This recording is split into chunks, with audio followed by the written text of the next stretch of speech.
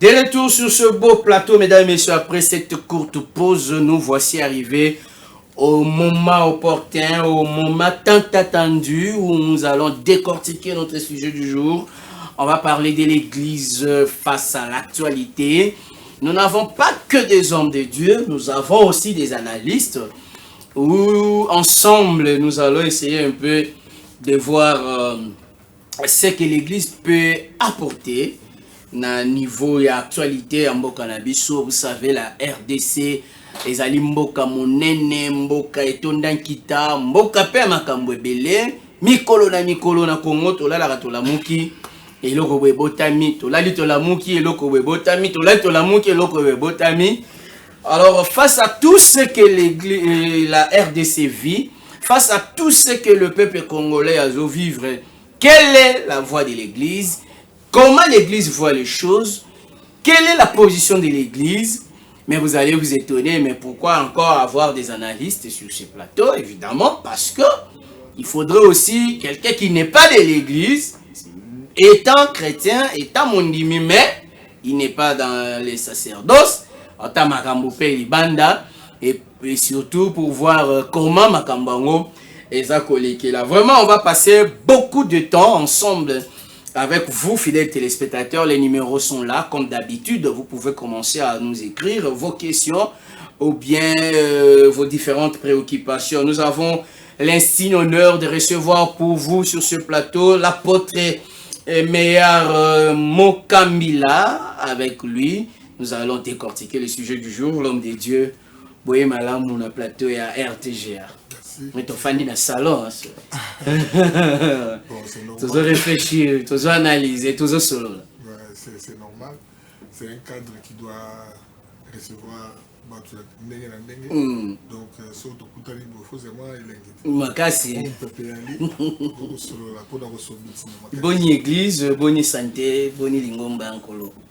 Église ça va, santé ça va, lingomba nzambe aussi ça va. Donc côté wana asoki parana musana. Yemoko. Merci beaucoup. Nous avons le pasteur Gelor Moussassa. Il est aussi avec nous, pasteur Gelor. Oui, madame, on a RTGA. Merci. Neiboyambi bisona bolingo pe boyambi. To se pe de makasi. To la sage to za bomoko. To za la raja bomoko. Bonne église, centre d'intimité spirituelle de notre face. Voilà. Oui, ça va. To za malamu. To zo bongisa makambo yo libota na nzambe kala mingi te bako sepela nango penza. Alors nous avons maître Patient Kitenge, analyste juriste, avocat. Analyste pe lokola asana biso maître Patient boye malam. En tout cas merci ba mikoleke belé mikoleke tellement belé mais yo moyebi ke soki tozoya c'est parce que toza batu yo ba ndaka biso presque tous les jours. Alors tu as juste pour quand même tout ça éclairage nos opinions pour ndaka biso presque tous les jours. OK. Et surtout que na bangé yo zali presque millions sur le changement ou révision de la constitution. Alors partout tout après ça biso confiance pendant la besoin voyez exactement qu'est-ce qui se passe au pays. Alors awayo oza lokola moko ya zo représenter Mibeko totala eske mambima ko salama totala mona liso ya malamu. Alors tozongi pa ya apôtre Meillard Mokambila. Papa, par rapport à la mission de l'église, est-ce que l'église est bien amie kaka kotel sabato lola top église et ko kipe kotel sabato makambo ezoleka na mokina biso ko pesa bato maele bwanya ndeni ni ya kotambola pour que toyeba na kokende pe liboso. En fait, remercier d'abord Nzambe pour na mutuna wana. Eza mutuna oyo wapi et puis c'est biso bakasi tolo meka ko limbola la mission de l'église. Mission église ezaka na lola te sinon te muto yaki oya kufa pour l'église asisa musana. Il a dit tout est accompli, il est parti. Donc normalement, l'église il existait, il fallait que nous normalement. Mais du fait que l'église était katina moki.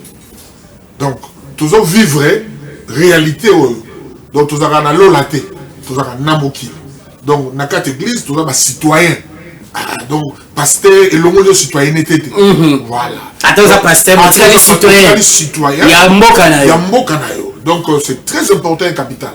Alors on est na kolobela likambi ya église batu mingi balaba on a ba erreur rebelle que église politique église politique alors ba bang sali biso ba on que politique eza lokuta mais na ko kola na kata ba nzambe to ko so la que non politique eza ngaka art ya ko gouverner art ya ko administrer donc c'est important que bayi ya oyo bazana na kati na bonzambe hein ba kota na kati et puis bazala poto apporter des sources na biso ya ki bonzambe na kati loko ngo donc c'est très important au début déjà erreur moko ma munene salema peut-être nako avancer les qualités avant erreur ma kasi salema zani que na kati na constitution na biso ba loi tout ça laïque on se bâtit laïcité et ça ko exclure religion donc tu ton bundaga to bunda libanda les la religion mon côté l'équipe moninga voilà donc et ça vous libanda alors et l'autre peut se sur ma kasi parce que quelque part na kata mboka na biso to yamba mokonzi moko mbala liboso azui mboka zoksi na boko na nzambe alors comme on esika wana to comprendre que makambo ezo concerner biso voilà pourquoi depuis sur terre to reçu ko tikate mutu nyonso to sala oya boko sala donc to comme ko kanisa peut ko penser lobby na biso za ndenge. Tu sais, je vais te dire une chose. Nous sommes restés à l'exil d'Ibanda dans un pays belé. Est-ce que au lieu que les pays ont développé, nous sommes aussi organisation de l'église. Facilement, d'abord, ce que l'église est sur le papier, normalement, ce qu'on a dans le Mukanda, moi, on a locataire, exact. Pourquoi? Parce que déjà, institution bancaire, on a la crédibilité, pour nous payer ça, crédit pour kotonga pour ozo big samboka donc musala o église za kanango tozala musala munene hein to bunduza bakunu na ba changer ba miyibi ba changer ba prostituer ba changer donc forme nyonso ya batu ya mabea lokola biso za d'église toza ba peuple congolais nous allons vers ça et na kati l'église to apprendre peu que religion o yeso lobi religion malamu voilà pourquoi les églises, en tant qu'église, tu quand tu dans le cadre de ONG, dans l'organisation, tu laisses les enfants démunis. Chaque jour, on lit à d'abord les chèques, les enfants là démunis. On appelle ça au cadre, tu mets un repas du cœur. On lit gratuitement chaque midi. Chaque midi, ok, le commis un euro, donc tant que le goût donc le problème c'est quoi? Église on fait savoir espoir. Okay. Voilà pourquoi biso église tu comprendre que tout ça défenseur il y a population. Très bien. Église le défenseur il y a population apôtre meilleur Meki Penza ko bekta c'était na etali mission il y a église. Pasteur Gelo, est-ce que ceux qui mboka ezali mal kotambola malamu te église eza victime? To église ya azana un citoyen céleste, église azana identité à lola ya bonzambe aza victime te na etamboleli ya mboka. Est-ce que ce qui mboka eza malamu te église akope ko sentir, akope ko subir, akope ko za la victime. Bon, s'il faudrait qu'on ait un sens sur le bien, église est pour la victime et l'autre côté. Et l'autre côté. Et l'autre côté. Hein? L'église est comme victime par rapport à la situation en Mboka. La situation en Mboka. Non. L'église est la victime et l'autre côté. Ce qui est au lobby, puisque quand nous parlons de l'église, c'est le corps de Christ. Alors la victime est l'autre côté. Mais c'est vrai, à qui peut subir certaines pressions. Comme Christ l'a dit à Nicodème, je pense que c'est à Nicodème qu'il disait, si tu ne sais pas être réaliste aux choses de la terre, tu ne comprendras jamais la valeur de ce qui est spirituel. Vous comprenez? Alors, c'est-à-dire qu'à un moment donné, l'église a conquis jamais pour la victime, c'est-à-dire il y a des baonyoko là. Dans le sens que tu veux parler. L'église a nous camarades. L'église a subi sa pression pour avoir comme apport, comme l'a dit l'apôtre. Vous voyez? Donc, bisoto zawana, et tant que l'église pour la solution au problème de la nation. Et si nous montrons que nous sommes victimisés par rapport à quelque chose, nous faillissons directement aussi à notre mission. Je répète, Jésus-Christ a dit à Nicodème, si tu ne sais pas être réaliste réaliste. Je réalise que, et donc, ce n'est pas lié direct à moi, mais je suis entouré de gens, eux, facilement, on va comprendre place dans la tête. Je dois me mettre à leur place. Je suis touché. Mais je ne me victimise pas. Pour que, et comme se victimiser comme ça est faible. Je ne peux pas me victimiser comme faible. Je dois rester dans la mentalité de Dieu pour que même ma solution Église, au problème de la nation. Église a qui cause subir à cause de la victime il y a ma cambozo les canambo jamais. Mais à connaître la pression. À connaître différence ni nous aussi entre connaître la pression na cause de la victime. Victime c'est le rôle moto ba sali mabe. Pression eza nazoya pour l'action qui ozo sala wana c'est comme l'église à l'époque n'était pas victimisé mais il était oppressé. Par rapport à kala nenge bandoko kubundisa ba Kristo hein pour bimisa bango ke bango ba reporter à Yesu te ainsi de suite. C'est dans ces contextes là. Et s'il faut partir de la pensée de Dieu sur la mission de l'église, c'est que nous avons une grande responsabilité d'abord de faire de tout le peuple les disciples de Christ. Leur enseigner ce que Christ nous a légué. Et c'est à travers de ça, je complète toujours l'apôtre, à travers de ça, que nous avons apôtre, qu'on décortique, qu'on néglige politique, qu'on néglige beauté. C'est dans tout ça. Il faut d'abord, tout le monde dit, tango ensemble, baye bananu, yesu ndenani. Si manango, tokotali saye nakati, tala aweza boye, aweza boye, aweza boye. Très bien. Alors, maître patient, le col analyste, le col avocat, le col juriste, le col moto économie Beko, est-ce que l'église va considérer yépe le col moko à citoyen donc mi Beko les autres églises penza libanda ya makambo moka pour te yoka bat misusu ceux qui va pesi ba point de vue na bango ba komi ba politicien en soutane bakomi bango ba s'occuper kaka na l'église bango ba s'occuper na mambo politique était est-ce que mibeko ya mboka elongoli église na kotalaka mambi bazoleka na mboka to mibeko ya mboka ezosangisa église lokola pe kaka ba citoyen ya mboka.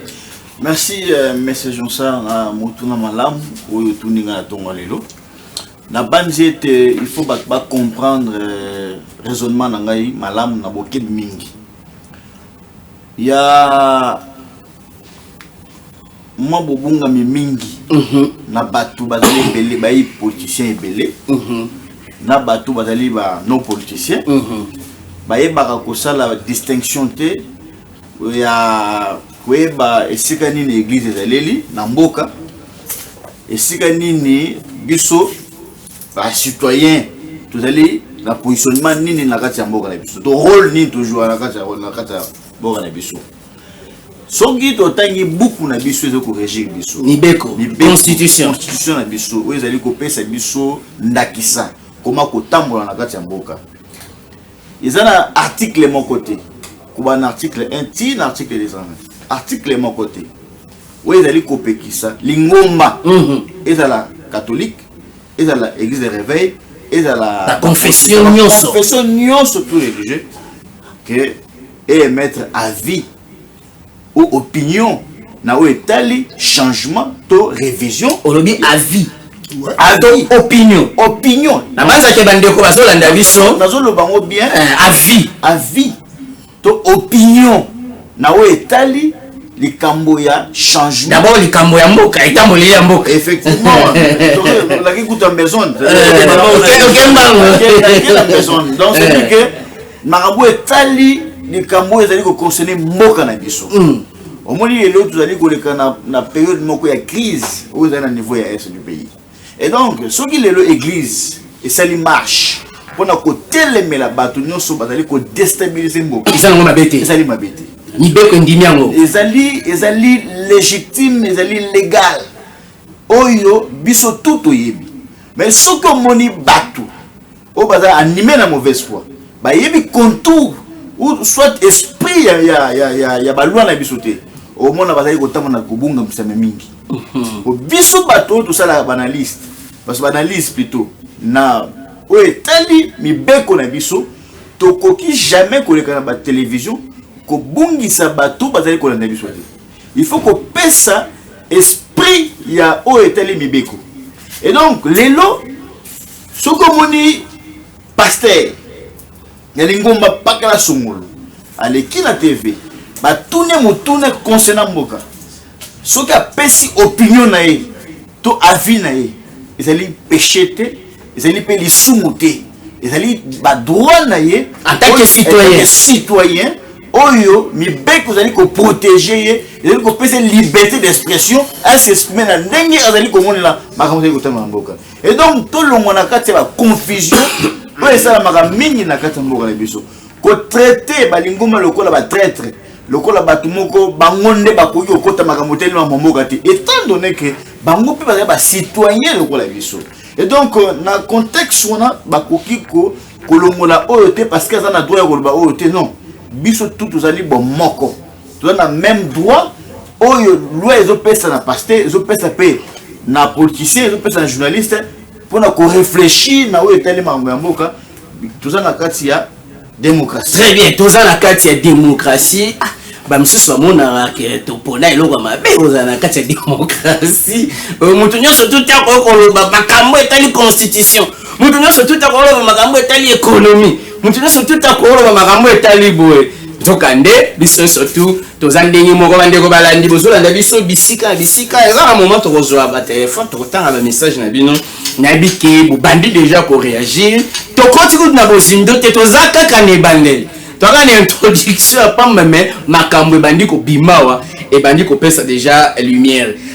Elle a dit Ramazani Bini Muchapa toza na ye awawa azali président provincial ya conseil national ya droit de l'homme na Islam boye malamu na Carrefour ya mokona lelo motuna na biso mbango epai na yo ekei lolenge Islam emonaka mboka. Est-ce que na komona ya bango ya mboka komona ya bino mboka bomona peke bozali pe ba citoyen oyo bozo faire partie na mboka lokola ba citoyen to pe bino makama mboka ikipaka bino te pamba te bino bozali mingi côté ya molimo. Merci Matondi mingi vraiment na kopesa merci mingi na chaîne RTGA mingi ezopesa biso na nzela ya émission oyo Carrefour nzela ete tokoka ko s'exprimer tokoka kolobela na oyo etali emoneli na biso na makambo etali mboka ya solo parmi makonzi ya bondimi epa na Islam ezali bolingo ya mboka. Donc soki yo mondimi ozali na bolingo ya mboka te yebake bondimi na yo ezali vraiment ndambu. Donc tozali na obligation wana ya kolinga mboka na biso et par ricochet ko lobela pona tina ya mboka de sorte que makambo ya mboka etambola ndenge ya malamu. Mais seulement il se fait que na tango biso tozali bayiba nzambe c'est-à-dire balobi ecclésia te balobi l'église c'est-à-dire ndenge na zoki invitation balobi l'église face aux actualités de la nation. Et nayokaki moko mokambi na biso ya lelo kolobela na oyo etali maloba liloba ya homme politique na liloba ya homme d'état et na liloba ya muhimu nzambe.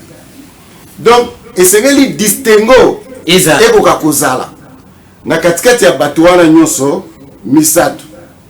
Donc yo ozali homme d'état maloba na yo ekozala différent na ndenge oyo ozalaki homme politique lobby. Omoni? Alors parce que bato wana mbala mingi bango na bango bakobendanaka okokuta oyo azoloba boye oyo azoloba boye oyo aza lelo azali na maloba mosusu ntango azalaki homme politique et lelo aza homme d'état akozala mpe na maloba ndenge mosusu. Nzoka nde yo oyo ozali ecclésia Donc, biso pe islam, tout se retrouver dans Katia. Église. Et c'est que les biso tous à kebi mingi pesa. Pambate, maloba na biso. Et c'est que moi politique. Et c'est que homme d'État à se retrouver dans Katia maloba wana. Tango bili kamu ya démocratie.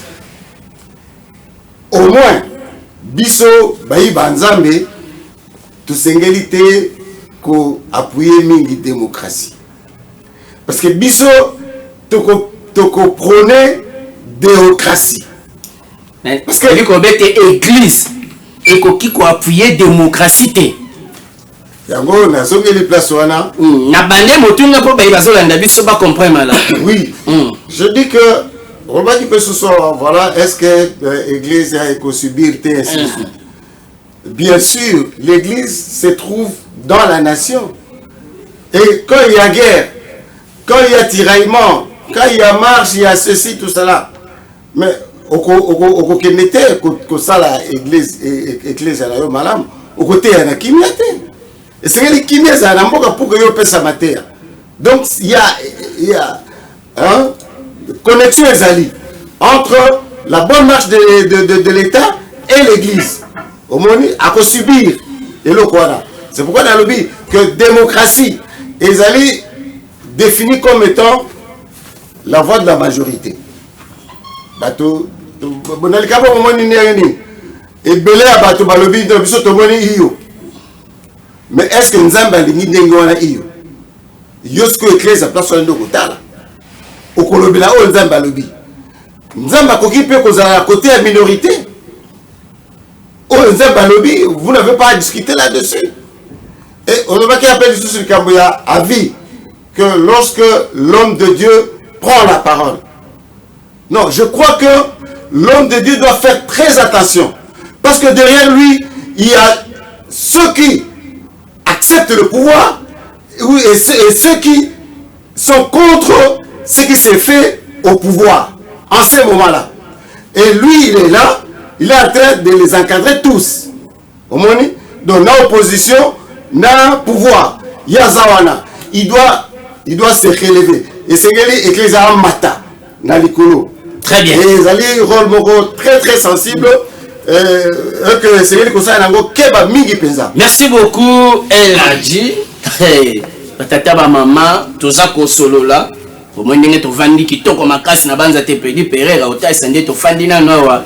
Na bakiti kitoko pamba te toza kosolola awa ezali bayi banganga nzambe bayi ecclesia nde tosangisi kaka na liste moko po na koéquilibre otalese mibeko ilobi bongo ecclesia ezotambola ndenge nini touti kolanda wa bato na nzambe bapesi position ya église ndenge nini église ezali sala mosala na yango ndenge nini nazongi epai ya apôtre Meya l'homme de Dieu lelo oyo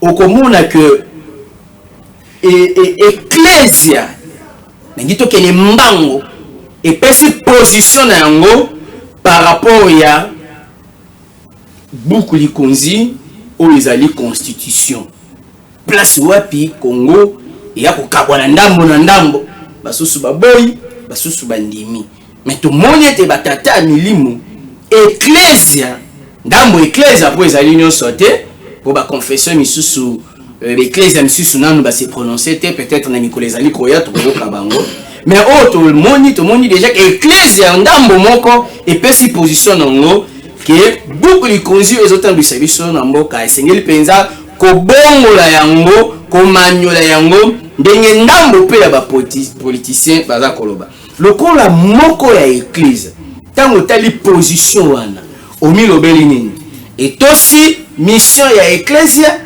tope eke momo panzi pour la mission ya église. Bon, en fait, c'est comme je t'avais dit là. Faut que tu ailles là au Mogo. N'est-ce pas tu vas dire politiciens au monde là. Maître tout ça naïe, analyste, tout va dans appartenance Mogo.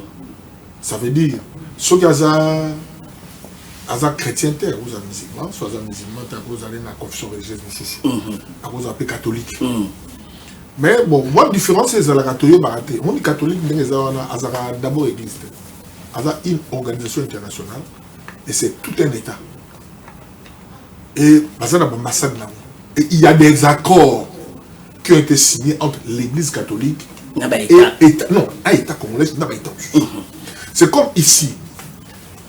Au moment même tu ne peux pas mettre la main sur lui sans que le Vatican n'autorise. Ce qui est différent de toutes les confessions religieuses. Statut église catholique est un statut un peu plus haut. On a un privilège, l'église ne pas. Mais na kozanga oyeba batumi bayebi yango te ce qui fait que alors ndenge toyevoluaka comme on dit que c'est une catholique pourquoi parce que il y a une forme de religion mais corps signature so otuni chole otuni amobo il te dira oui dans ce que j'ai dit mais confession religieuse mosusu wana baza na statut na bango alors nani nazonga mokie na eloko ozoloba base ezanine est-ce que archevêque ezala ya protestant ezala ya église nyonso religion bazali congolais to bazali congolais d'abord tout congolais nazongeli analyste ndenge alobaki il a le droit de mettre son avis tant tolobi tolingi changement ya constitution non, nous n'avons pas imposé. Et ça a avis. Et ça avis na biso opinion. Et ça opinion na biso. Pour qu'une constitution est contre un cadre de réforme, mais il y a des préalables. Alors les gens qui veulent s'attaquer avec les réactions épidermiques, je ne sais pas s'ils connaissent ce qu'ils font. Donc ça on dirait démocratie autondima. Alors tout ça libandarango.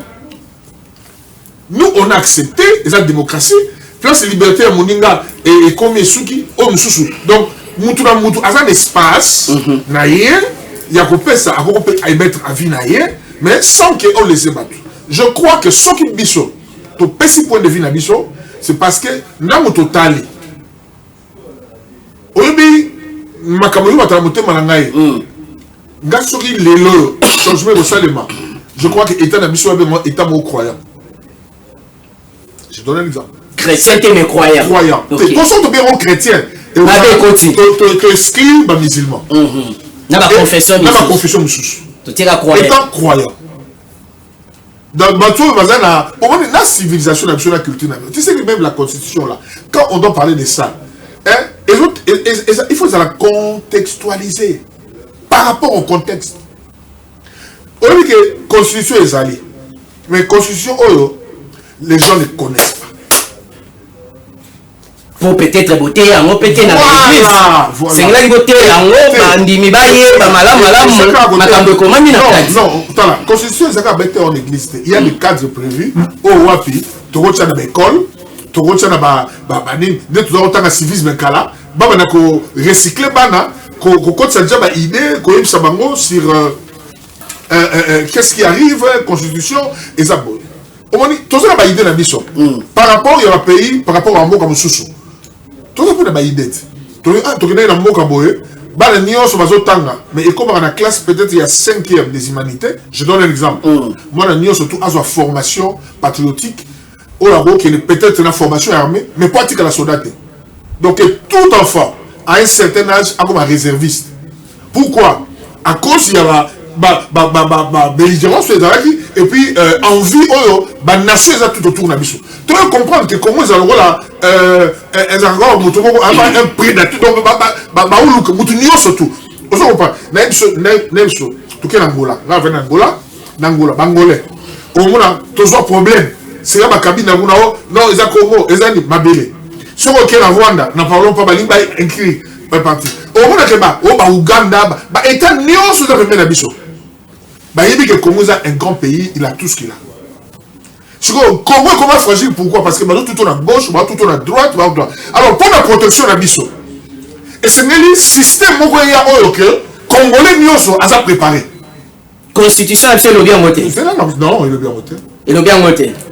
Il est bien voté. Constitution c'est le bien voté. Donc Congolais tout a ça la préparé.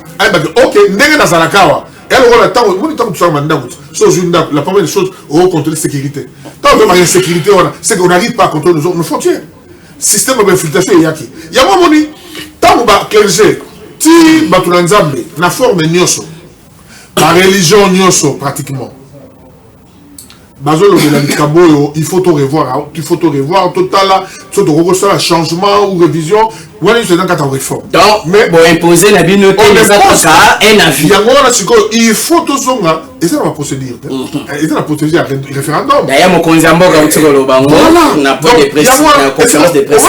Et là, il y a des gens qui attaquent avec des injures, des qualificatifs, dans la télévision. Et puis, l'autorité à médias, ils sont là, et ils disent rien. Mais, bon, nous, tous, quand même, on a besoin de crédit, on a quand même besoin d'image. Très bien. D'accord, les gars, la télévision dans nos films, là. Pour nous opinion, là. Merci beaucoup. Merci beaucoup, apôtre. Nakemba, au côté, il y a maître, pour, surtout, il y a maître, rapidement. Est-ce que position oyo église izui kolandisa mibeko ya mboka na biso kolandisa mibeko ya mboka na biso babeti libanda to bake malamu? Merci ndenge bande sukotu nanga susu mutuna toke oui bien toke en réalité église ekei libanda ya masoloté. Pourquoi la lobi bongo? La libre opinion, il y a des Congolais en général. Et bien, il bandaté. Là, je suis en train de faire les analyses par rapport à Oyo, Tolandi, Bissonios. Après sortie médiatique, il y a pasteur tout. Il y a Miné Nambora Bisso, parce qu'il y a un cadre encore bien précis pour émettre l'opinion à ce qui concerne révision, un changement de la constitution. Mais par rapport à retour, il y a résultat, il y a opinion vis-à-vis de positionnement il y a eu des tendances et opinion. Opinion entre Bango, je pense, je peux dire l'église catholique. Pour la Bango, estimer que le pasteur va mieux placé pour la révision, un changement de la constitution. Étant donné que est l'église catholique, est les musulmans, les protestants, ils ont surtout le droit de mettre l'opinion de la liberté à mon touté. De la même manière, dans un cadre bien précis, et de la même manière, il y a cadre il y a positionnement là bango. Donc, dans le contexte, on a discrimination. Discrimination exacte. Parce que toujours que dans le contexte, vraiment, il y a turbulence. Oyo, danger, et qu'on peut répéter. Puisque. Mais oui, parce que les batailles, ce n'est pas une mince affaire. Procéder à un changement, il y a 18 ans. Namboka, ils ont quitté. Parce que les alliés, situation très sérieux, il faut que nous ayons vraiment des précautions ébellées. D'abord, ébellé. Puisque, ce qui est tombé, on a patakunya. Je pense que retour peut être de retour peut déstabiliser Moka, ébellé. Et donc, je crois que les autorités du pays, ils savent quand est-ce que ils vont organiser une commission où il y a que tous les églises vont vendre pour réfléchir dans l'Italie révision tout changement de la constitution. Et là et c'est la position au lobby et enfreindre liberté et discrimination c'est-à-dire que le corps là X va réfléchir, Y peut réfléchir. Exactement. Mibeko et bébité juste là. Mais et regret dans les niveau nini. Na pas qu'ils aient problème mais tendance et opinion. Mais na study analyse na ba il y a certains groupes de journalistes. Oyo à cause de l'opinion de ma pasteur.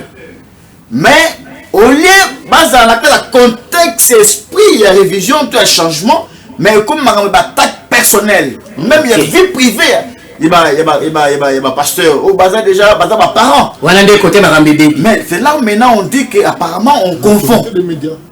Puisque déjà un journaliste professionnel ne peut jamais passer à la télé pendant qu'on voit que non, tel pasteur n'a pas noté, place à tanga Bible, même à ta verset moko. Ayebi ko commenter. Voilà qui s'en a image moko. Ça c'est une insulte. Puisque regardant d'abord le carrière il y a pasteur Wana. Peut-être tant où il est pasteur Banaï Moussala, il n'est même pas Banaï Moussala journaliste. Et donc face à cette situation, on comprend donc, que pas dérapage, c'est ça le dérapage. Nous devons être dans les contextes, pas les attaques personnelles. Merci beaucoup. Papa Kilandi Ngeleka Chimanga à l'église africaine, vous famou, boye malamu, na RTGA, nazo sepela mingi, pambate, batata ecclesia to bafandiawa, baza ko réfléchir, ndenga mboka ezokende tolobi église face à actualité. Vous famou ils appellent moko ya église. Ndenge otali mboka oyoki position ya ba collègue basali ya nzambe bapesi position na bango oyo maître bimisi ya balobi opinion baimposer te bapesi makanisi na bango ndenge nini esengeli mboka etambola likambo ya constitution esengeli kobandela yango ekadre na baréalité ya mboka na vuvamu bolobi nini. Matondo mingi ndeko mopanzi sango mbote mingi na bandeko banso bazeli kolanda biso na bisika biso toloba nini tobongisana na présentation na bino mouvement ezali église te kasi ezali mouvement d'éveil spirituel négro-africain. Mouvement d'éveil spirituel négro-africain nde tozali na branche ya religion oyo nazali mpe moko ya bachef ya bacommunauté. Très bien. Kilandi ezali titre spirituel oyo ezali koconfere ngai baresponsabilité ya kokamba toute une communauté na kombo ya walongo fumukimbango. Tobongisana na thème na bino tango nazwaki yango l'église face aux enjeux de l'actualité et bon na bongo. Je vous dirais d'emblée que c'est une temps sur religion. Pour ce l'église ngai na rozali bande église. Faut pas comprendre le logo. La religion n'est pas égale à l'église. Église est spécifiquement ce qu'il y a au christianisme. Né na kamu kutunde ko nanga musulman mindi miki pas église. Zokande église c'est le corps de Christ. Donc église est balani na christianisme et les autres musuti. Donc les gens banda christianisme les églises tiré hors. Aux gens banda christianisme les églises. OK. Donc netinga na zana kati ya christianisme était. Donc aux églises. Je représente la religion des Africains. Très bien. Donc africain faut ba yebaki. Makambo ya politique. Ezalaka makambo bakoki ko kabola te na makambo ya molimo. Do makambo molimo yo to lebeli sko religion. Siko nini esalaka ke lelo incompatibilité za la makasi. Parce que biso ba congolais, surtout en général ba africain, to utaka na colonisation. C'est quoi la colonisation? Ben imposer bino ba dogme, ben imposer bino ba paradigme, ben imposer bino mode de vie, ben imposer bino façon de prier, ben imposer bino nyonso comment qu'il kola ya bino. Mais tant que la décolonisation, il faut renoncer, rejeter la colonisation imposée à Kibino. Je dis bien la colonisation imposée à Kibino. Ce qui est la religion, ce qui est la politique, dans le domaine de la colonisation, il faut imposer toute la religion. Ce qu'on tente de décolonisation politique, il faut tout ça. Il faut renoncer à la religion ou la colonisation à la Kibino. Parce que la religion, on a dit que tous à la serviteur, tous à la auxiliaire, il y a politique occidentale. Ce qu'on tente de jouer de la décolonisation, de maintenir même religion. Tant que maintenir même religion, on va créer et qu'on crée une ligne, il y a division entre les bisous. Tous les gens qui ont par rapport à Bamangomba. mangomani o kaka colonisation et la kibiso nzoka nde soki tozongi na kibiso to na religion to pe na spiritualité na biso to kabona suna mangomba te to kabona suna ba courant de pensée yango na ino lo baboyo quand tozobela église face à actualité bolo ba bien église chrétienne face à actualité mais ce qu'on appelle la religion biso religion africaine vous va face à la réalité ya mboka où ezolekela na ngambo politique toyebisaka bakonzi ya mboka bayeba ete soki bato basambelaka mpona kosenga soutien na pouvoir to puissance supérieure to surnaturelle oyo ekoko guide bango esika bango baza na balimite siko soki totuni lelo homme politique congolais to africain asambelaka nani lelo église ekumisaka kombo ya Jésus. Est-ce que Jésus c'est un esprit vivant to c'est un esprit mort? Parce que si Jésus est un esprit vivant, il faut que ça va politicien congolais bosala nini lelo. Soki akoyebisa bango te babi faut pas ketanga mukanda po ezala valable babi ngo testament c'est que kolo nanga sali nini akufa. Je sais soki banayebi te so ba comprendre. Ozokende tokeli. Donc ce que nous va que soki Jésus akoloba te pour na Congo, c'est qu'azali esprit te au Congo il faut que se référer na ye. Congo faut se référer na esprit vivant. Oyo na kati ya Congo azana histoire, na kati ya Congo azana programme, na kati ya Congo azana vision. Cet esprit là c'est Walongo Fungimba. Akufa na nzoto, mais esprit vivant. Oyo lelo azana likambo ko bana politicien ke kolanda la période de toza. Bosala boso bosali yango nde malamu. Soki bosali yango te nde mabe. Nde aye esprit vivant elobaka. Et pesa baponde totuni. Aloba nini par rapport ya makambo etali alobi nini. Aloba ezebele. Alobi nini pour la constitution. Voilà. Botuni matonu to sungama. Limbisa to rekadi muke. Le corps d'habitude de représenter les gens africains vous vont. Je crois que nous avons en face à 4 chrétiens. Tant d'antennes, il faut qu'on ait tant d'antennes à Bangonyos. Oui, parce que les opinions. Tous réfléchir ensemble. Voilà. Parce que façon de réfléchir et qu'on a influencé la religion nangai. Façon de réfléchir, pas la réflexion la religion où elle pratiquer. Voilà. Biso les religions africaines vous vont. Oh, on a fondement esprit vivant. Akolo ba politique, alobi na politicien nini lelo. Azope sa bango recommandation. La recommandation est telle que kolandela yiki nungu eza na mboka. Na kozanga koyoka na wana nyoso. Ezali pour départ déjà 1960 ezalaki mabe. Alors ce qui to lingi to kende liboso malamu. Ce to kende liboso esengeli to vanda. To vanda to solola. Nde to de fon kota bapaya un dialogue inclusif sérieux. Donc esprit vivant apesi orientation, il y a dialogue. Voilà. Na lingola ndingi na zoloba. Na soto mika dialogue yoy banati.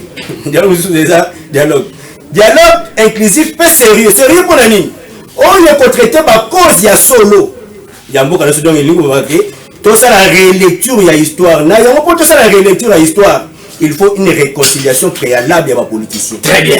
Dans ce système de konanga. Ceux qui ba politiciens ba yokani ne bango ba kosenga peuple pardon pour na mabenyo so oyo basali ya ko tronquer indépendance so to pe bongo ya ko to bani ko saboter indépendance so banda 1960 tina lelo oyo bango bazaki au service de l'Occident oyo bazaki ko pronaka toujours dépendance à Congo tozonga na indépendance oyo bakoko na so akufela ka ba kusukela kama. Merci beaucoup Kilandi Ngeleka Chimanga na banzate okoti na bozindo kundoli penza baneko balandi tongi to libérer maître patient parce que yé azalaki déjà na audience a pesa biso ka ngonga moke. Est-ce qu'il y a quelque chose qu'il a dit là on pouvait réagir avant qu'il parte puis s'il part comme ça il saura pas que on a réagi à ça pour maître patient. Bon ngonga kamote a Hollanda parce que monsieur est enregistré à Hollanda to ko monsieur là ba réaction bande konyo surtout maître merci ndengo ndima ki penza ko pesa biso ngonga moke na banzati na Nicolas Ali koya toko zoro lisusu merci aux autres kana au plateau biso to ko koba bande ko balandi bozali kolanda en direct ya RTGA émission qui toko makasi oyo na banzate bozali ebele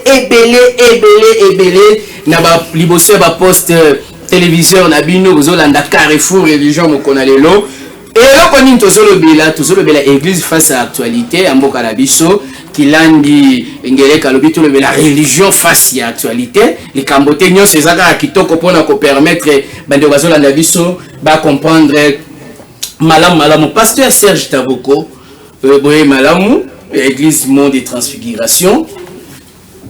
Est-ce que Zali Mabé, église et sa opinion naie? Na makambo ezotambola na mboka notamment likambo ya révision constitutionnelle. Merci beaucoup. On a Moutuna, na Pessio d'abord merci pour l'invitation. Na PCP ba Emina, on a Koutia ba co-débatteur Mbote et surtout ba onyo ba kolanda biso. Pe na remercier Nzambo ya bateli biso à permettre tout le monde à aller sur le mokona lelo. Bon, de prime abord par rapport à la préoccupation na yo, essayer d'abord ko contexte ou soit ko de mettre les points ici. C'est que l'église na Congo où ils allaient association sans but lucratif où ils allaient reprendre la constitution l'article 37 Yambo Kanabiso et puis si Bango Makoki il y a qu'à travailler en collaboration avec l'État. On sait que les gens qui ont été 37 ans, ils ont prôné la valeur notamment spirituelle, morale. Et il y a même une subvention qui l'État la valeur spirituelle, la valeur morale. Sociale. Okay. Donc tout ce qui est même économique et ainsi de suite. Okay. Voilà. Donc l'État peut même subventionner. Et Bazali repris, je crois, la loi 02 où ils allaient 02 004 ils allaient réglementer l'association, c'est-à-dire la parti politique et ainsi de suite. Et c'est ce qui est identifié comme société civile. Donc, ils ont m'abêté. Donc, ok. Alors, c'est la différence entre société civile et parti politique. Différence entre les partis politiques et la société civile et ça c'est-à-dire que c'est la politique. Politique est politique l'art de gérer la cité. L'art pour la bien-être de la société. Mais différence c'est que parti politique a dit qu'on militer pour conquérir le pouvoir, soit qui pas exercer de la manière permanente. Cependant, société civile, il y a un intérêt, il y a population, mais il y a un pas le pouvoir. C'est-à-dire à gérer un lobby. C'est ça qu'on parle de différence dans Bango. Alors, dans Canabiso, la constitution de l'article 1er, il y a la constitution lobby. Ils ont prôné la laïcité dans le Congo. C'est-à-dire, la RDC c'est un état laïque. Ce n'est pas une religion qui peut imposer opinion na yango pour la botambouli ya mboka. Mboka ezali kotambola na ba institution.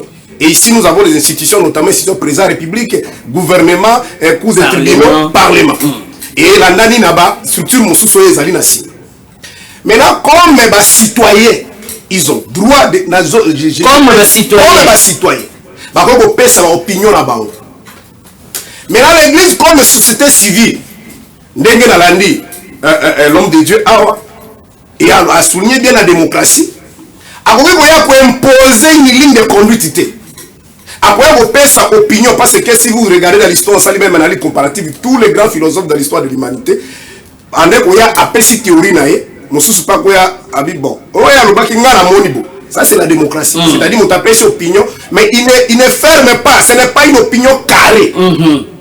Mais tant que mon groupe est abattu, basuki ka wana te ko pesa opinion qu'il faut changer yango. Po ezelo kwa bapaya. Po ezama be. Po mboko soki ezali ko kufeza likolo na yango. Pe basuki etu babito ko mobiliser bandimi. Ndenge utuko ba po bandimi ebele ba yebi constitution te. Avec beaucoup de militaires na kokiko na umena makamanza de frères. Mais je ne pense pas qu'il y ait un serviteur de Dieu qui peut passer à la télévision. On a appelé 5 livres à Moïse. C'est-à-dire Genèse, Exode, Lévitique, Nombre, Deutéronome. On peut mémoriser. On peut expliquer à la chrétien la verset na contenu. Et je le défie encore que dans l'histoire de l'humanité, dans toutes les grandes civilisations, 100% de la population va y avoir l'article sur le corps américain, l'article sur la constitution américaine. Et ça c'est exagéré.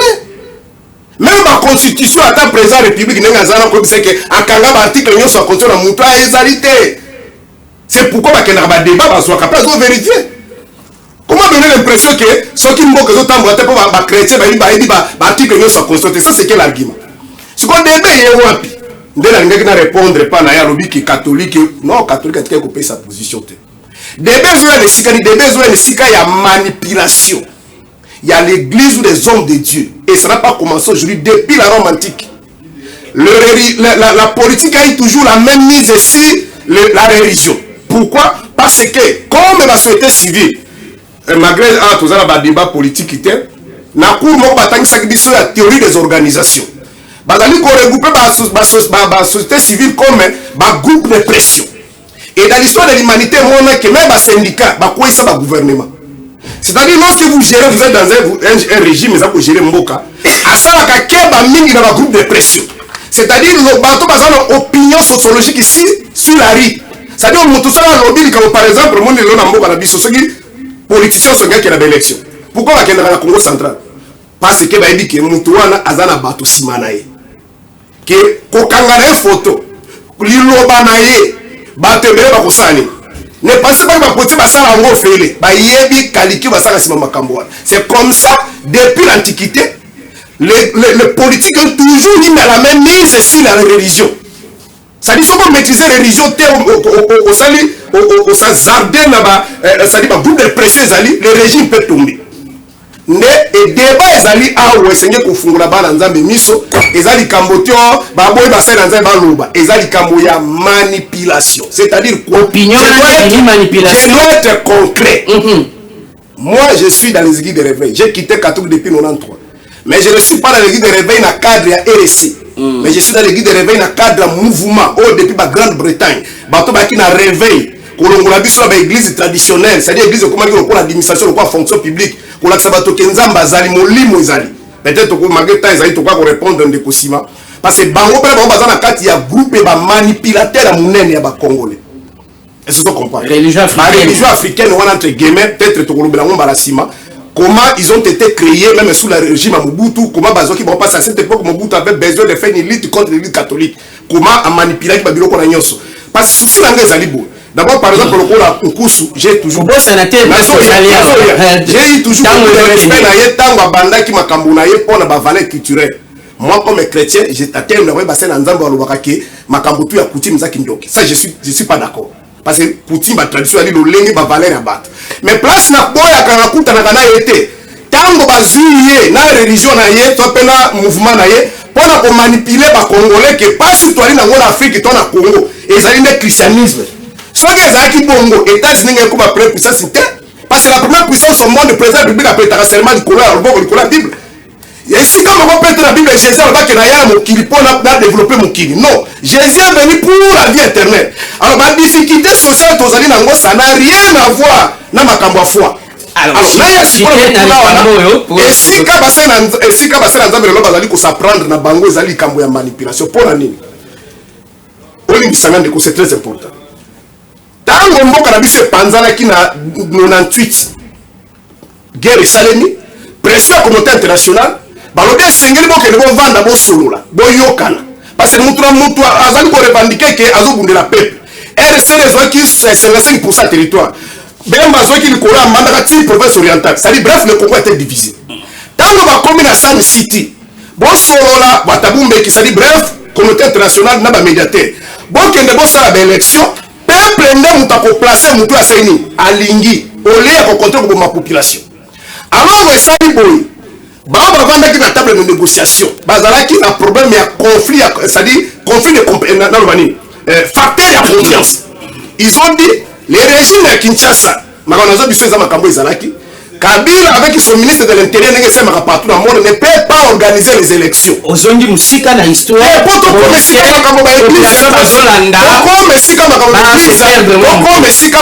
Église parce que la société civile on va continuer pour la présidence et c'est comme manipulation. Alors, la seule quotidien motive pour ni président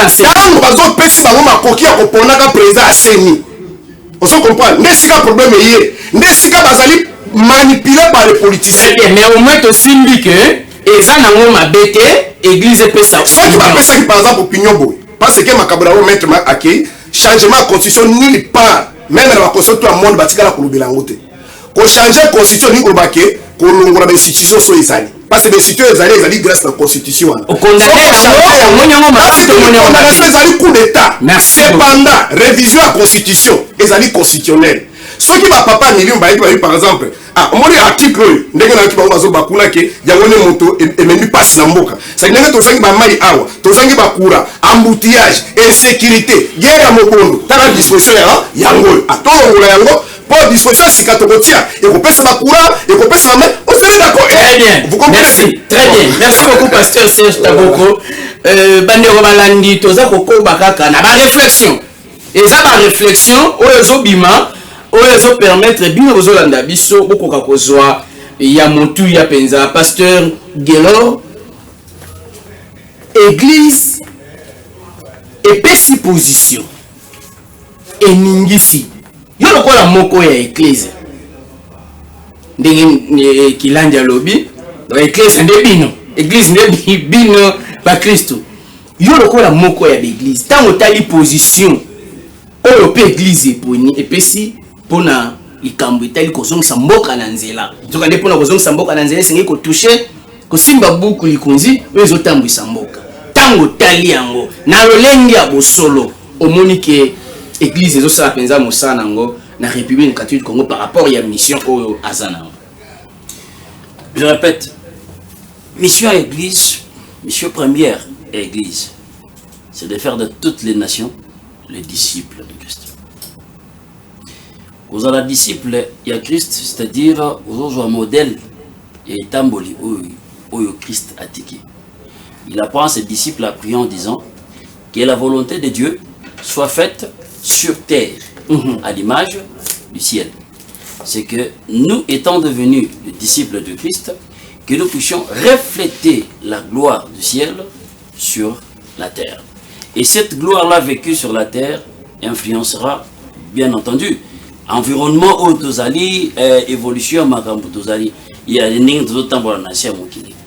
Na question non nous autres na ceux qui église zo sala mosala je pense position oyo ebimité na mission église. Non, ebimité ndenge mettre autant pour l'église étant que ba individu pasteur et ministère ainsi que le peuple de Dieu constituent tous comme étant des citoyens d'une nation. Bapesi opinion na bango. Comme Bazali référé na kombo ya église, corps du Christ, nde epesi bango positionnement moko songolo. Vous voyez? Alors, s'il faudrait que le église allait quoi accomplir mission nango. La mission première de l'église, je le répète, c'est de faire toutes les nations, y compris tous ces gens-là qui dirigent ainsi des disciples de Christ. Un disciple saura comment vivre sur terre sans pourtant avana ondongwana mabe na ndegonaye. Je pense que je suis en train d'être clair sans pourtant entrer trop dans des petits détails ainsi de suite. Je pense que moi nanyo so yanzambe wa yebigaza disciple à Christ ozala lolenge mongo boya kotambola pote ezala ezotambola lolenge mboke ezosenga na biso. Si des fois il y a des choses qu'il faut toucher ou changer dans la constitution, pourquoi pas le faire? C'est une opinion, c'est une pensée, c'est un avis. Vous voyez? Maintenant, excusez-moi, papa Chimanga, tu portes le nom de mon grand frère, hier c'était son anniversaire, Olivier Chimanga. Alors, je voudrais te dire ceci, au lobby na biso qui biso ba chrétien, tozali ko totika na Bible le testament pour oya biso Yesu akufa. Mais je te rappelle, c'est quoi? Nazo rappeler yo non. En fait, nazo rappeler na yo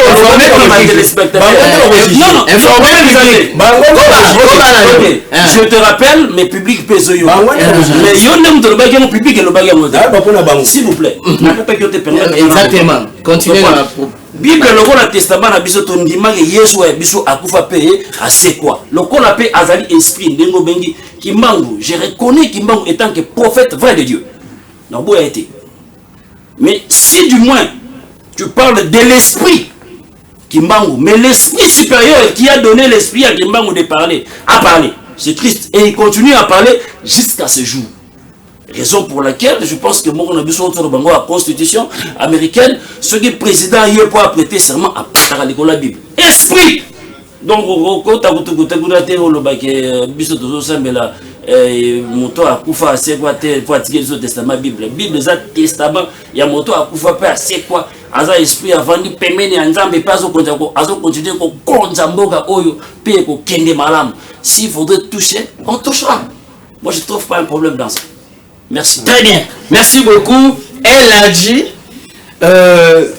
ndenge toza ko kende outi koloba ke église esengeza la likolo makasi pour être d'accord na ba homme d'état na ba homme politique position oyo et ndambo église pour les églises nyonso te ndambo église esui na likambo etali constitution position wana est-ce que déranger côté islam mutuna liboso ndambo mutuna azoke nango position wana ezali quand même malamu pour na kotombola mboka na biso ekende liboso. Merci mingi encore c'est la maloba. Je crois il y a une chose Nathan on a eu invitation.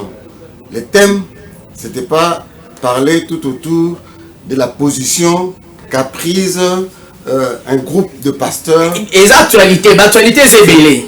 L'actualité c'est belé. C'est la position de l'église face à l'actualité. Exactement. L'actualité c'est pourquoi cause à l'église, même hier ce qu'il y a parce qu'un dimanche cause à l'église.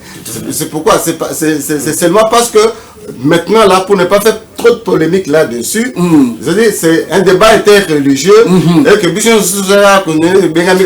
l'église, on comprend.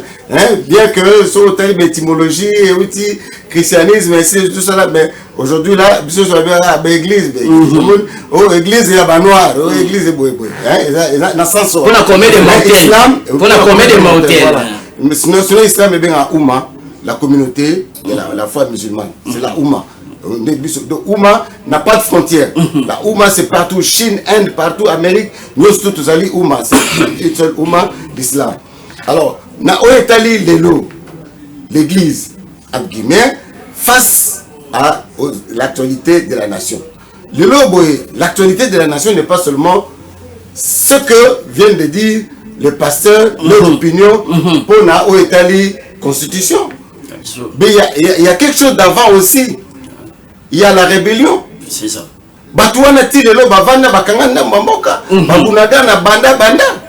Est-ce que quelle est la position de l'église? Exactement. Face à ça aussi. Alors, si ça n'a nos points, c'est ça. Je voulais que Nadalobaki tout ça là très attention. L'église doit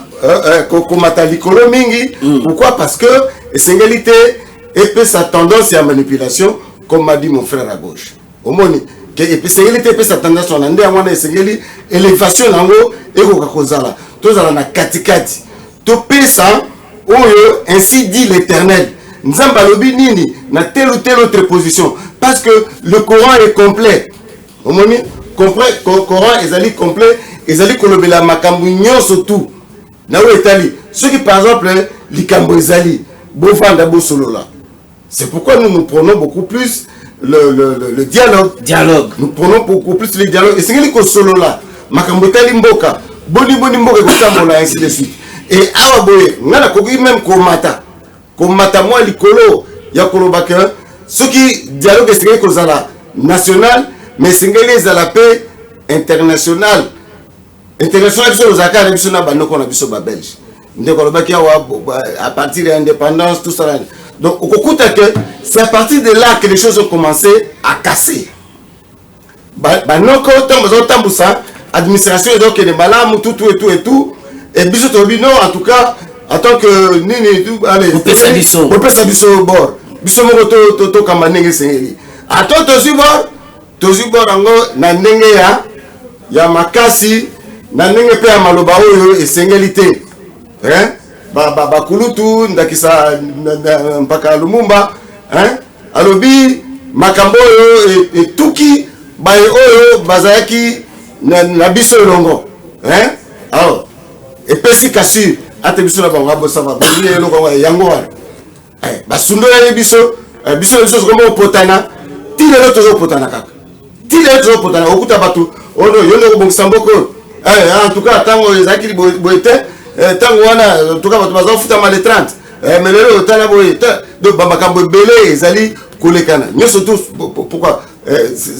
corruption tout ça ainsi de suite bamakambo belé koti na kati maladie ya justice nyoso to na islam ezolobela ngo na 110e chapitre du Coran et le dit que en vérité l'homme est en perdition sauf ceux qui croient et accomplissent les bonnes œuvres s'enjoignent mutuellement à la vérité s'enjoignent mutuellement à la patience c'est mieux tout yana lisolo o ezali lokola lisolo ya nani ya batu bamati boîte moko boîte na biso na boîte wana bamusu bazana se bamusu bazana likolo ba bazana se po ba bango bazwa mai et c'est que ba mata likolo ne ba ya kotoka mai chaque jour faut ba mata likolo ne ba ya kotoka mai siko kuna na se ba réfléchir abi au moins te que comme mataka na likolo kuna pour que kotoka nozwa mai poto zonga na kobe au moins te que za musika bato likolo kuna bako tshela soka bakale escalier échelle wana ko sala pe mobulu tout ça ne to bola pe awa to so ka la facilité biso bato ko to a pembe ya mai to bola ka to bola so soka mai kakawa alors ce que bato ba na likolo so ba bige no ba etali bango ba kuna na sekuna ba bato bala se bato etali bango so ba tiki mon frère so ba tiki bango boto bola na bilo bozo mai boîte dindi et au Sougandé, bango nyonso ba couler ensemble. Donc tous la obligation ya ko coopérer ya ko dialoguer ya ko solola. Et c'est que to solo dans les kambu. Tel lingo sali kambuboye solola, lingo sali kambuboye solola. Très bien. Donc on est la sincère. Donc ko simba que la recommandation selon église na islam il faut les solo. En tout cas shura Allah subhanahu wa ta'ala dit le prophète Muhammad sallallahu alayhi wa sallam alobi consultez-les. Avant qu'on soit décision surtout il faut qu'on consulte l'isolo oyo décision oyo bokozwango na consultation et jamais soit échec. Très bien, parce que Dieu va mettre sa main là-dessus. Nzamba teka loboko ya nzambe ezali na katikati ya umma na katikati ya communauté soko bibendi yo moko décider na ngamoko na lobi boye okozo échec na likambo. Merci beaucoup mesdames messieurs, on va prendre un autre sujet qui fait l'actualité dans la République démocratique du Congo. Apôtre Meillard Tozongelio Mbokeza na makambo ebele peut-être temps et qu'on permettre de sauter mais sinon pour que la deuxième édition il y a sujet jeudi prochain ça dépendra de notre la réalisation. Mbokeza déchiré Congo oyo tozo kendezali basus balobi plus de 30 ans plus de 3 décennies à guerre. Oyo ngambo ya est na biso ezaka toujours objet ya guerre et yeli sous côté ya ouest ba mobondo et tout ça kaka na guerre et papa uti ko rappeler awa na 98 to kotala ki lisusu na makambo ya ba guerre wana église tango etali likambo ya ba guerre lokola batata milimo oyo ba bazo sala pe guerre wana ba pe bandimi na ba différentes églises église elobini pour que lisolo pe ya guerre oyo ekoka kosila parce que nzamba zoloba te église zoloba te to vandi kimia to soko bakala na même situation.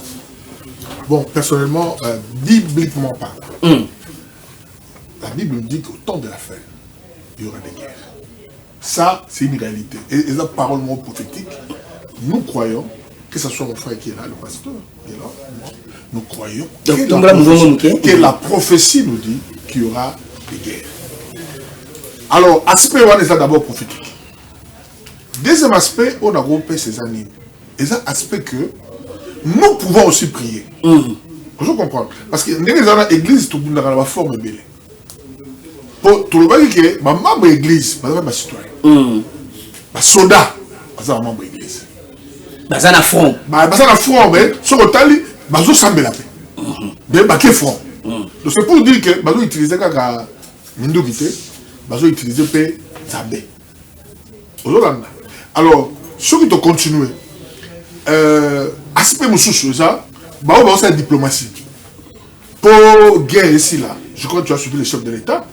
il m'a posé une question qu'il était beaucoup plus ami, non, mais il n'a jamais été à l'armée, à cette diplomatie pour, et ça il l'a dit yebi. Et puis diplomatie on yaye ils ont foutu. Pour Nalanda qui va commentaire il y a cause ça na Zuma.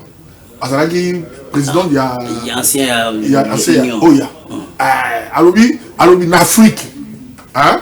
Ce que ça lelo na diplomatie ma cassé. Et ça na RDC et puis na président la bango. Alors féliciter pourquoi parce que diplomatie na yé et gros mix même Afrique. Il est le roi Mondimo. Bon, président de la République, chef de l'État, Félix Mondimi. Voilà. Donc voilà. Alors le roi Mondimo. C'est que Nathalie Liloba et outi musika. Na mboka musika na Afrique du Sud.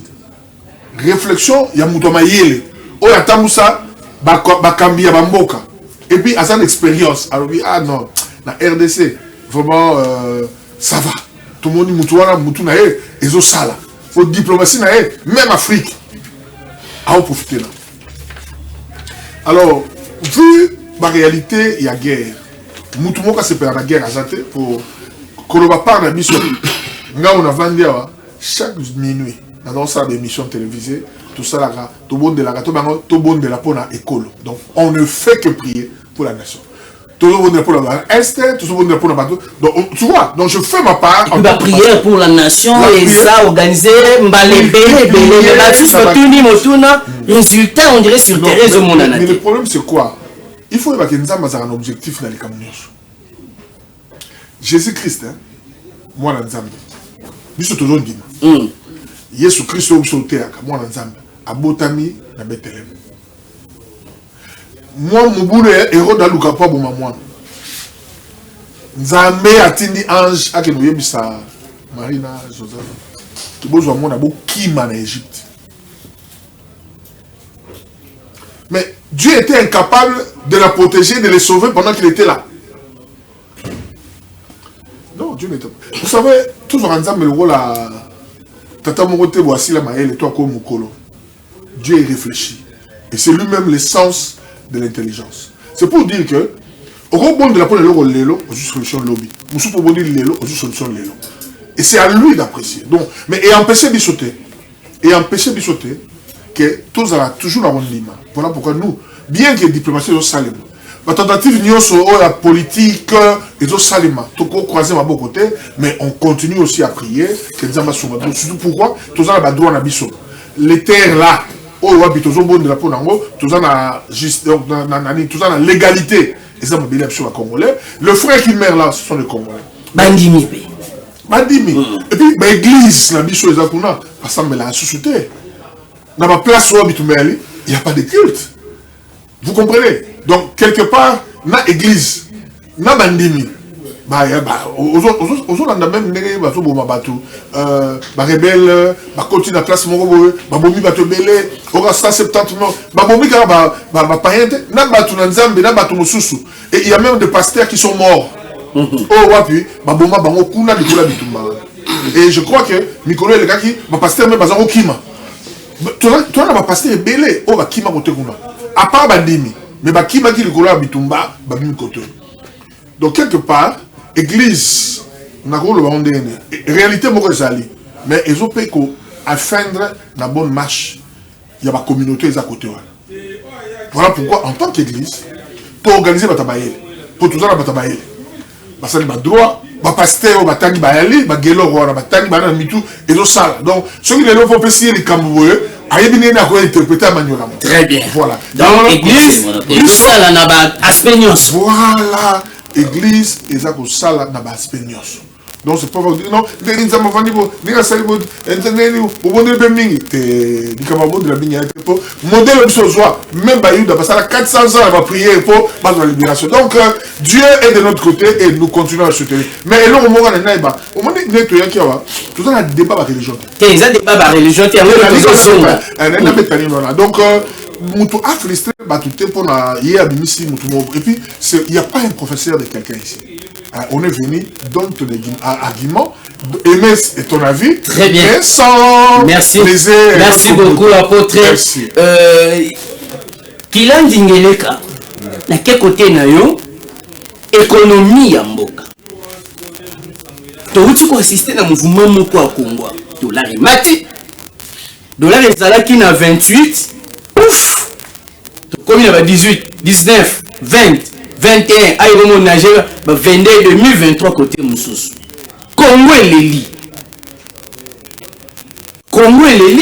n'a pas été ba partisan ya religion africaine Vouvam bazalaki pe ba victime ya likambo wana na likambo ya économie. Quelle est la position de la religion africaine Vouvam pambate poto mate sengeli kitambo kana biso to sela ona ndenge sengeli économie mboka biso za malamu difficulté malamu makasi peza wana polieza malunga te ezali réalité oyo congolais nyonso to za na mabele oyo aza kobika Vouvam elobini matondo mingi ndeko mopanzi sango na kosenga bokebi na bandeko bazolanda biso nazo répondre na mutuna na yo kasi nasonga bango pona kolongola mwa bosoto bandeko akotisi na kati plateau na madeba na biso ngende ko biki ko satakani te kasi ndeko rebe te nazolanda kusu papa na ngai to solo la awazana ndeko kilandi ngele ka chimongo ozana papa kusu awate adresse toi à moi papa kusu azawate.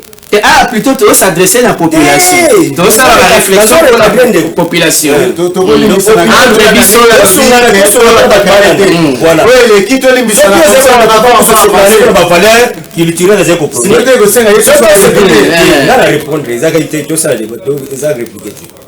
Et ça dit, au début, que côté où c'est planète, pour le but qui passe sur le christianisme. Donc ça veut dire quoi? Michel Moutouna, que soit côté où c'est planète, côté où c'est planète, prends ton temps. Il y a pour examiner bien. Azana raison la raison plutôt que l'ingaki togo yaka mon raison manipuler la population. Pour le christianisme on est beaucoup miselanga lelo. Colonisation muto yaka na yango. Okoboya yango te que nyoso tanga na christianisme. Ceux colonisation yaka te mbelo yango te. Comme tout congolais on se parler na sujet. La zone on a une question. Congolais on connaît la valeur culturelle. Est-ce que vous prenez religion ou colonisation yango? Non. Donc ça veut dire que ça c'est intellectualisme na yo. On comprend qu'est-ce veut dire les valeurs culturelles parce que la région fait partie de la culture. Faut y avoir madame. Culture c'est une manière de vivre ya peuple. Dans la manière de vivre ya peuple, religion peut zali. Donc façon de prier, tout se connecter à Dieu et zali. N'importe de problème sur le côté, ça bikuta, et ceux qui les christianisme ne vraiment pas si. Les États-Unis pays le plus puissant, baza ba chrétien, quand les États-Unis faut ba kema ba mindele. Christianisme c'est religion ba mindele. Donc pratiquer religion ba ko na bango et ko sunga bango. Christianisme utina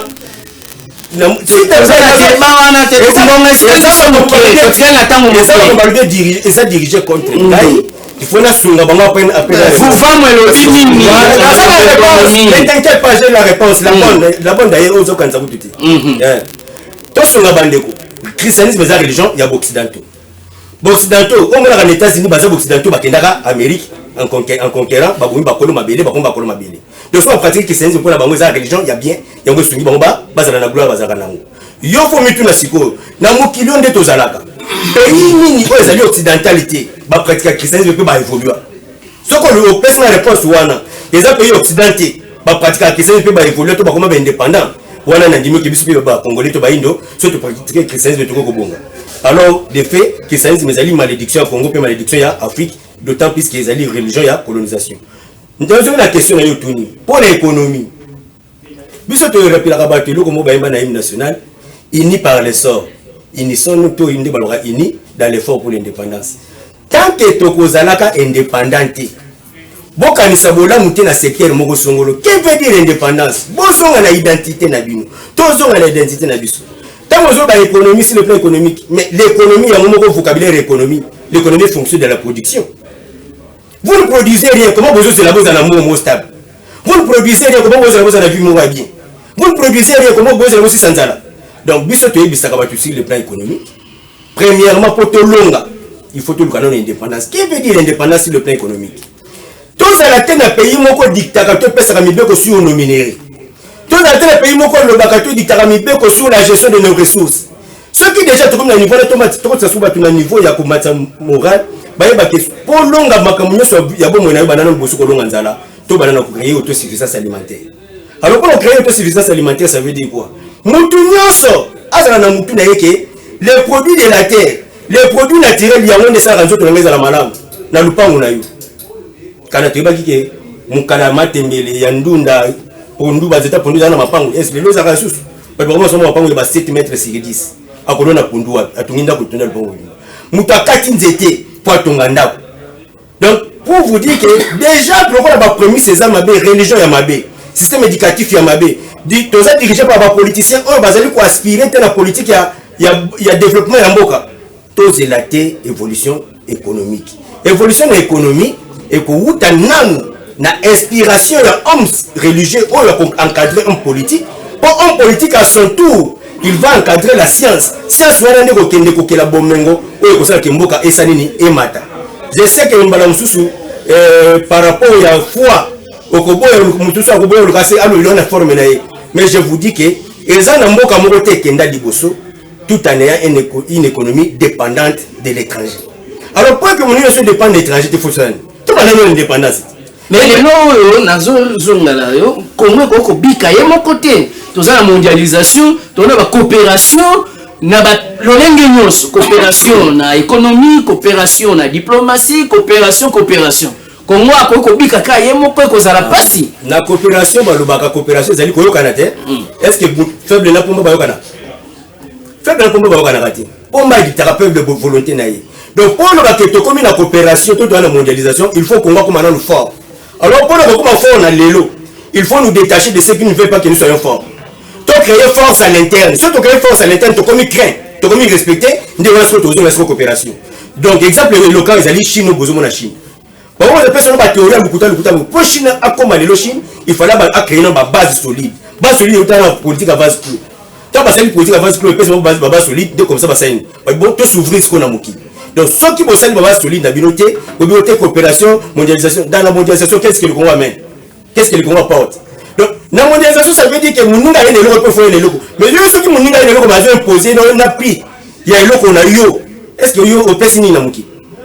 Donc, toi, il va réfléchir en africain. Et non, tu réfléchir dans le paradigme école occidentale. Oh, il y a des qui sont subordonnés. Il y a occidentalisme, comme une docile, la colonisation, comme une docile, ni la domination. Des oiseaux, le baroque, le christianisme, il y a des esprits vivants. Jésus n'est pas un esprit vivant par ce que pour toi.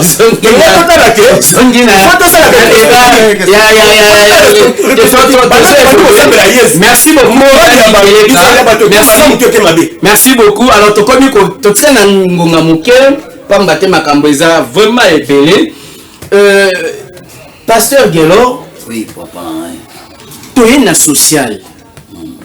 En tout cas, eza na tango oyo église ya Congo et sala ki neti ko quitter moke sanctification babandi ko beta sete na ikamba prospérité basusu batomboka ki balobi te il faut pas côté la prospérité faut côté raka sanctification to ande social la population ils doivent dépendre un peu de ikamba prospérité à komata lelo oyo vie sociale ezali vraiment à déplorer passe bandimi bozo kamba yebi boni passe eza na bilongi ya bato passe eza na banda kwa bato nzokande église koki kozala na liloba pona kolongola moto na bomoi ya se kotombola na bomoi ya likolo église lobi nini tangu passe ya Congo ezomata se komata kolia malonga te vie eza passe position église lobi nini face ya likambo.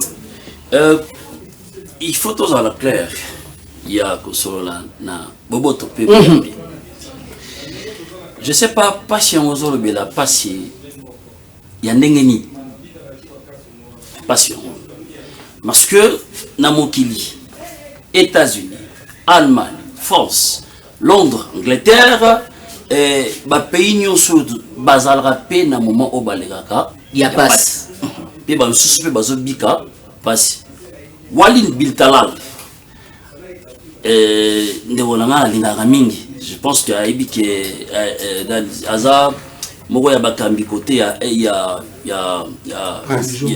voilà chaque fois à ça la œuvre il y a ko pesa bat il y a ko kabola bat po batuana bazana na passe mais tobi ki ba pays à golf bazana bon mais kuna sengi bat bazana passe était mais bazo mon a pas passer pour dire que passe tout le monde normal non tout normaliser en côté OK ezali étape oyo muto ko koleka betika la ka définitivement té mais le kola église et sengeli na pelisa moto na passe ozoleka tala ndenge ni sengeli to sala makambo Je rappelle, Nenge Tolobi que Bayo Nyos Bazo Kama ainsi de suite, Baza Bayo Oyoyo, Bazo ya rappelle à l'église, un vrai disciple, c'est celui qui comprend la valeur de la parole prêchée pour que a exécuter un go l'olenge longo bani.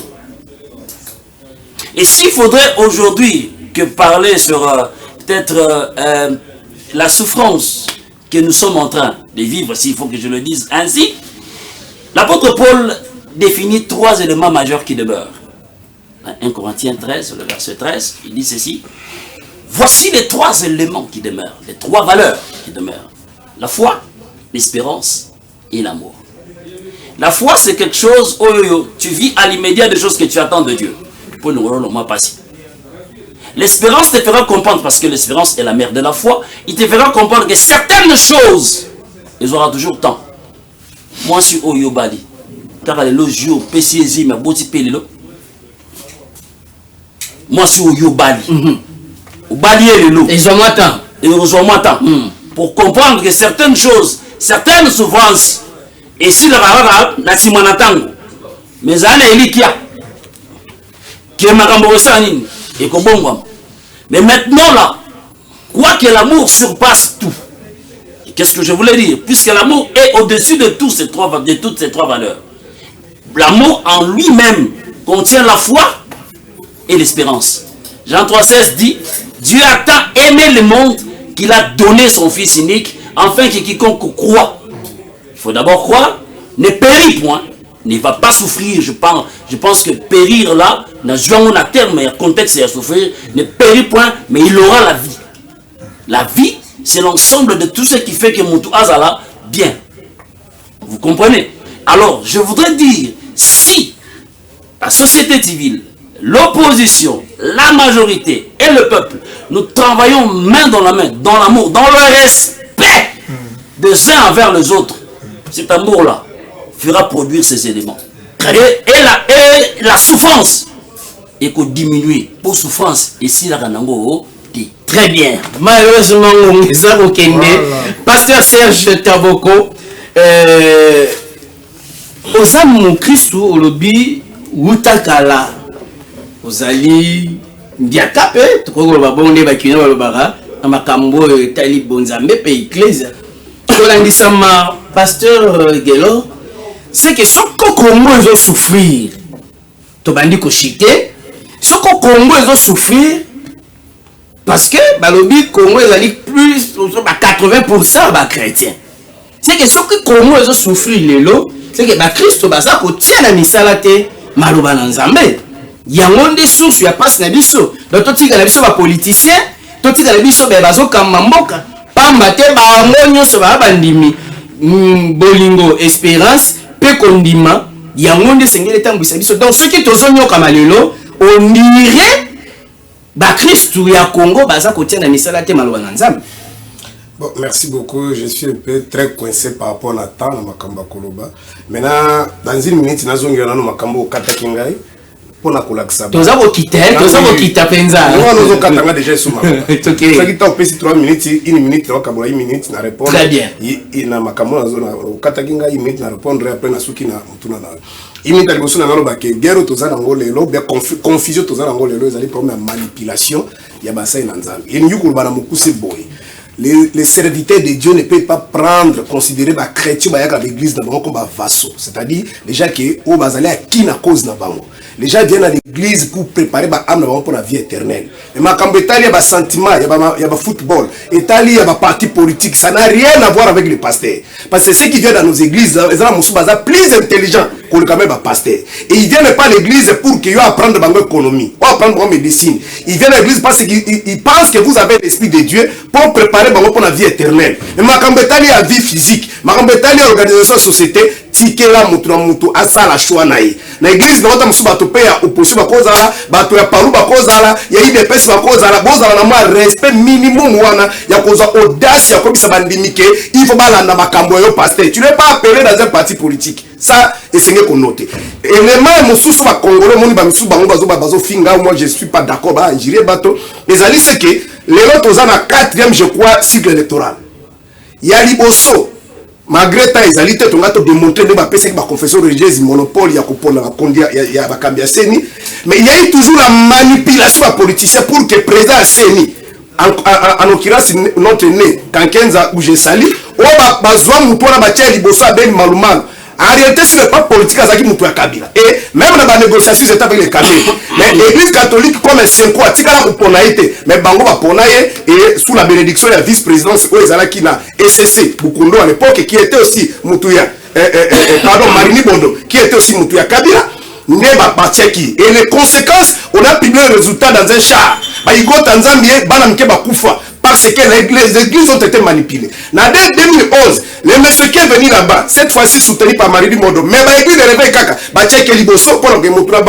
et vous avez vu comment il a défié Papa Tshisekedi a dit que Orola Munokambo Kata, ils ont dit que c'est un détail, et tant que aussi si bénéfice va pas kangai awa tant on ne fait que na Kabila bazo kabwana alors biso ko toucher na Kabila famille na yeto ko paralyser mboka aujourd'hui il est en prison. Ça c'est la libitre soutenu toujours par les églises aux Obenga RC.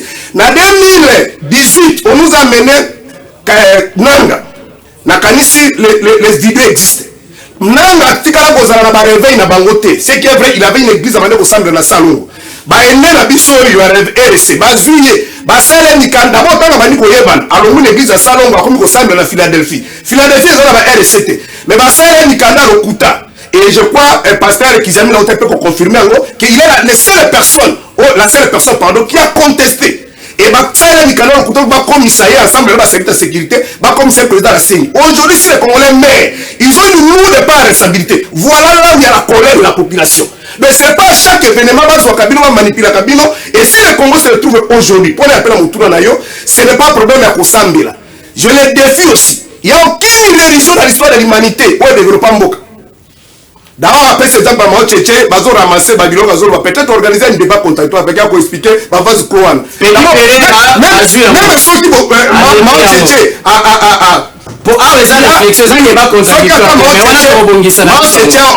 a demandé à sa population de travailler de cultiver mais ceux qui ont un peuple pauvre oloni bilona milona roteka ngwa ba sala woni s'il faut pas que roteka pour battre il faut battre ba moyo ça ba somba ça dit ce sont des données on va zo pesa bango par monsieur Kousso tant soit zo maîtriser ou bien donc pays se développe pas dans musala donc ceux qui Afrique là, Congo en partie au Tamboulate, c'est à cause de mauvaise gouvernance, mauvaise gestion, ce qui est vrai de responsabilité, il faut partager. Il y a d'abord, apport, il y a ma grande puissance, qui va manipuler, parce qu'en Afrique, on ne veut pas qu'il y a... l'église non, la plupart des chrétiens qui partent à l'église, ce qui est vrai, permettez-moi, d'abord dans le Koubongo, ça c'est la mission principale. Mais malheureusement, il y a aussi des pasteurs véreux qui font croire aux chrétiens que ce qu'on s'en mingi. Vine Kobonga, Okobala, Osana sécurité, Magambo Kobala, sécurité, Waleza Makambo, l'État crée cadre. Donc, Nico Baboui, développement à Moka, ils allaient lier d'abord à Moussala, et un respect à bien public. Pour comprendre les causes d'Afrique, au moment en Europe, partout, au moment où on a président public à millionnaire à Zate. Mon temps après mis à 6 Moussala millionnaire à Zate. Mais l'Afrique, vous avez un Zate, vous avez nommé ministre, l'homme a tombé à immeuble. C'est ça ce qui tue l'Afrique. Ça n'a rien à voir avec Jésus. Et en plus, ça veut dire que le christianisme est un mindélité. Le christianisme est un Moyen-Orient et pas juif. Empereur constaté, ça dit l'église catholique n'a imposé beaucoup. Merci. Cependant, Jésus-Christ n'a pas mis ni théorie. Merci, pasteur Serge Taboko. Merci. Alors, tout ce qui ici n'a. Organiser un débat avec lui, je crois. J'ai pas réalisation notée, merci.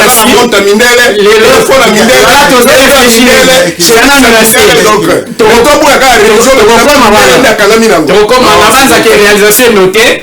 Public pe balandi soki baza d'accord jeudi prochain tozongi na bango to toucher penza makambo esengeli po atobanda ko réfléchir. Alors, et quelques minutes seulement 2 minutes elle a dit tout comme une souka yondozo sukisa et na tour à parole oyoyo ndenge omoni Congo oza na Congo oza citoyen ya Congo église eza na Congo ndenge omoni ndenge tozo tambola pasi topé liboso ya ba mikumba oyo Congo eza na ngo pamba te sengeli bandimi o boza na bango babika bomo esengo na mboka babefise mabele oyo nzamba pesi bango tangu yo tali Congo liloba ya église ko kozala nini ya côté islam pour que makambo nyonso tuyeba na kokende na ndenge sengeli Merci mingi. En tout cas, tokomi na tango suka et que maloba oyo sengeli na lobango na kota ka caméra malamu. Na biboye était mboka na biso ya solo passe ezali.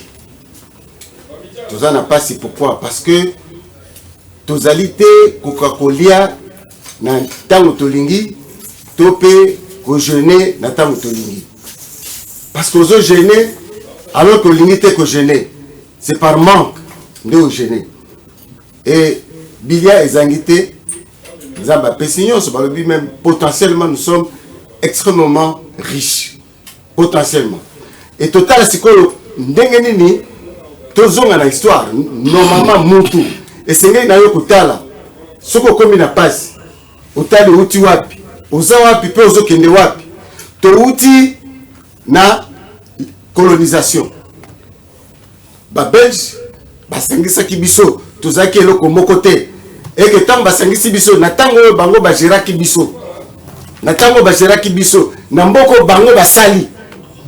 Parce que le Congo, ce n'est pas fait par nous les Congolais, c'est fait par les Belges. Nous avons conclu rapidement que à partir de 1960, des passes nabiso et bandits. Donc s'il faut que tout bongisa, essayez de zone à partir de 1960, tout cela na bandeko ba belge, tout zalana bango et longo, tout travailler avec bango pour que transition wana ou salamakate et salema. Nous devons nous regarder en face de sorte que la vérité est bima et justice est salema et pardon est zala et à partir de la consultation et de dialogue wana belgo-congolaise, vous allez voir que Nabiso Tokomata, na Belgique paye Komata. Merci beaucoup. Merci. Bandeko Balandi, tozala qui vraiment na ba profondeur et à réflexion. Biloko mibala minene et bimina masona biso dialogue pe amour. Oyo soko tokotia ngo na misala Congo. Ouais les ali position ya batata milimo tozana bango awa. Oyo ba bimisi na ba conclusion na bango église face à actualité ya mboka na biso ba meki ko analyser ba domaine ezaki ebele malheureusement tozaki béni lelo ba invité pe ebele tokokai penza ko sisa ba domaine nyonso tout mais mwanda mbo tolobeli na banza te esungi bino bisika bozalanda ki biso merci na ba invité oyo ba ndimaki ko partager plateau na biso merci na bino bolandi biso na banza te mbala asima tokoka kokoba Nakati ya masolo na biso. Merci na réalisation. Merci la grande équipe de la RTGA. Tokute na bino jeudi prochain. Prenez rendez-vous de 9h à 11h. Tozalaka wana pona kosola bino makambo etali bomoto pe foi ya biso kati na mokili. Tokute na bino niko ezali ko ya kimia yumela. Happy birthday to you. Happy birthday to you. Happy birthday to you.